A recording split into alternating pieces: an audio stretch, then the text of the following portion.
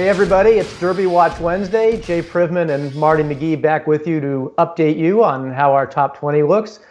Marty, you're at Gulfstream Park where the Fountain of Youth is going to be run this week. It's one of two big races we'll be previewing, but let's start as we always do with the developments in our top 20 and a slight tweak this week regarding the composition of that. So let everybody know who's in and who's out. Yeah, we've got one new one, Jay, in Prime Factor. He runs here Saturday at very lonely, as you can tell, Gulfstream Park. They are going to let some fans in here on Saturday for just the second time since the pandemic hit last March. But Prime Factor's our one in. We've got him at 30-1. We're kind of giving him a mulligan for his Holy Bull effort, and we have taken out a horse who temporarily, at least, is coming off the Derby Trail prevalence. We had him at 15-1. It led me to tweak my odds on the top two favorites, Essential Quality and Life is Good. After that, we've got Greatest Honor, Mandaloon, Caddo River, and Concert Tour, and then a bunch of 15s, 20s, and 30s, and 150. But again, back to prevalence, I talked to Jimmy Bell of Go Dolphin this week, and they had to miss a few days of training with prevalence, so you and I made the decision to go ahead and take him off, given that he's only run the one time, and he's kind of up against it right now. We would both agree on that. Yeah, very much so. To have one start so far, it's late February, to not have gotten that second start in as scheduled or as hoped for this week really puts him up against it. And there's plenty of others that are ready and willing to take his place. So for now, it's Prime Factor. We'll see how he does in the Fountain of Youth, which we'll talk about in a moment. But you were talking, Marty, about the odds, and Essential Quality retains his spot as the favorite. We finally get to see his now twice delayed 3-year-old debut on Saturday in the Southwest Stakes. And it's an interesting race because it matches him against Jackie's Warrior. They've only run once previously against one another, and it was in the biggest race of the year last year for 2-year-olds, the Breeders' Cup Juvenile.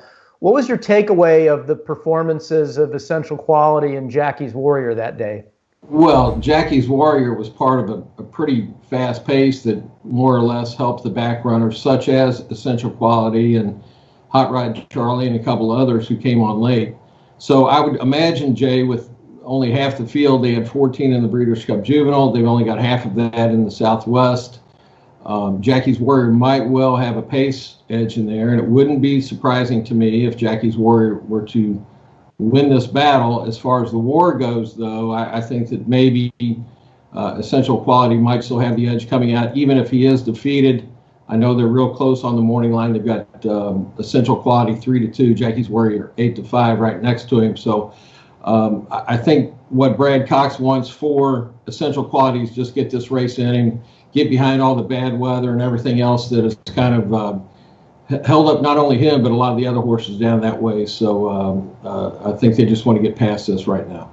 I think one of the things that's really benefited both Essential Quality and Jackie's Warriors that they've trained at fairgrounds, so they weren't impacted by the weather in Arkansas over the last couple of weeks. In fact, that weather is going to keep me in mind out of this race. He's going to have to wait 2 weeks now for the Rebel because he just couldn't train basically for 11 days. And he would have been a significant player in this race. I'm sure he would have been the third choice behind the top two.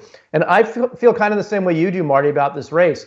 I think Jackie's Warrior is going to, if he's ever going to have his best chance to beat Essential Quality, it's going to be in this race. Fresh, off the layoff, at a distance that's probably more suitable for him than it will be going down the line as we get to 1 1/8 and 1 1/4 to go up against Essential Quality. So I'm looking forward to seeing how much these two have progressed, and it'll be a nice matchup between those two. And speaking of nice matchups, how about the Fountain of Youth on Saturday, right there where you are at Gulfstream Park? We get to see Greatest Honor running again. Entries for that race being taken right now, but we're expecting him to be in there, and also Fire at Will from our Derby Watch Top 20. But let's start, Marty, with Greatest Honor. I really liked his race in the Holy Bull. To me, this horse has made steady progress all along, and I thought his last race was his best race. What did you think of that performance? Well, you and I and everybody have pretty much written about how he is pretty much mimicking the Orb pattern to victory. So it's been 8 years since Suge McGee. He brought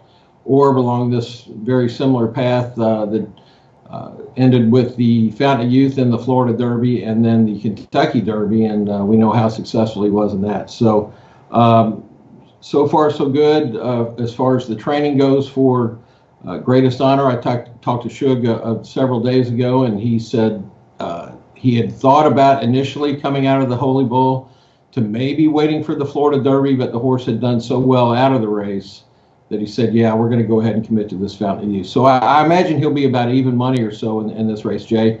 With Fire at Will, obviously the wild card. I think we're going to take a look at a couple of his races, but clearly he's bred for the grass. He's run his best races on the grass, obviously by winning the Breeders' Cup Juvenile Turf. And he is the enigma horse in here. And then you also have a Prime Factor trying to rebound for Todd Pletcher out of that Holy Bull. Exactly. So those are the three that are on our Derby Watch Top 20. But as you mentioned, let's take a look at Fire at Will. He did win the biggest 2-year-old race of the year last year on grass, that being the Juvenile Turf at Keeneland. He stalks the pace, and then he kicked clear, and he won, Marty, by open daylight, by 3 lengths, looking a lot less than a 30-to-1 shot the way he won that day. And the interesting thing for me is that he has run on dirt before. His second start of his life was a race at Saratoga, the With Anticipation, that was rained off the turf. He ran that day, and he won. But the conditions of that race are so different to what he's going to encounter on Saturday that there's just really no way of knowing how he's going to do. It was a sprint on a sloppy sealed track against 3 horses, not nearly of the quality of what he's running against. You're there at Gulfstream where he's been training right along. What's your feel for how Fire at Will is going to perform Saturday? Well, I like your story that you have written that will be in the Friday editions of Daily Racing Form that discussed at length with his trainer, Mike Maker, as to what he feels, and that is you might as well go ahead and try it now. If you flop, you go back to the grass. You can run in something like the American Turf at Churchill Downs, or before that in the Transylvania, whatever. There's a slew of good turf races he can always go back in, but this is the one time only kind of chance to go down this road. So my feeling is that he's going to run pretty good. I think that the way he ran in that one race at Saratoga, although it's a lot of oranges and apples there, I think that the way he's training, the way Mike is really an understated guy, and he's kind of playing down his chances perhaps a bit the way he does. But I would not be surprised to see this horse run good and then pretty much compel his connections to stick on the Kentucky Derby trail. Like you say, you might as well take a shot now, because if you find out that he likes the dirt, it opens up all kinds of options for you.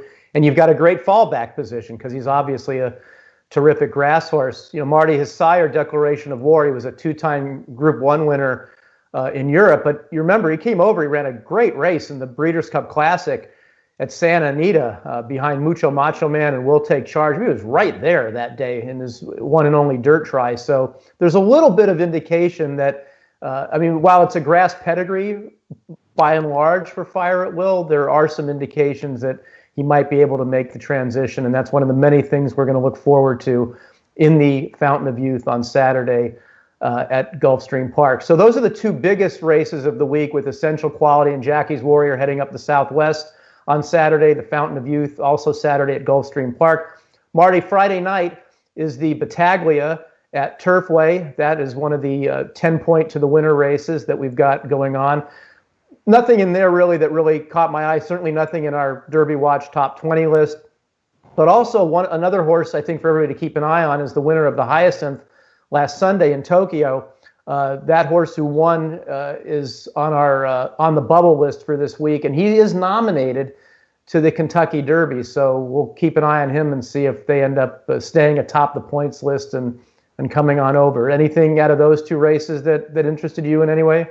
Well, if the Hyacinth winner wants to come on over, we're going to have to make room on this top 20 for him. As far as the Battaglia, I'm sure whoever wins will come back in the 100-point to the winner Jeff Ruby Stakes next month at Turfway, now owned by Churchill Downs. A lot of home cooking going on there, right? In that gumbo. Well, that's our look at the races that are coming up this week. We will be back next week with 2 videos for you. We will recap these 3 stakes that we talked about that are coming up this weekend, and there's a whole slew of major races next weekend as well. The San Felipe at Santa Anita, the Gotham at Aqueduct, and the Tampa Bay Derby at Tampa Bay Downs, all next week. So lots going on the road to the Kentucky Derby as we get ever closer. We're now just a little more than 2 months away. For Marty McGee, who's at Gulfstream Park, I'm Jay Privman. We'll see y'all next week.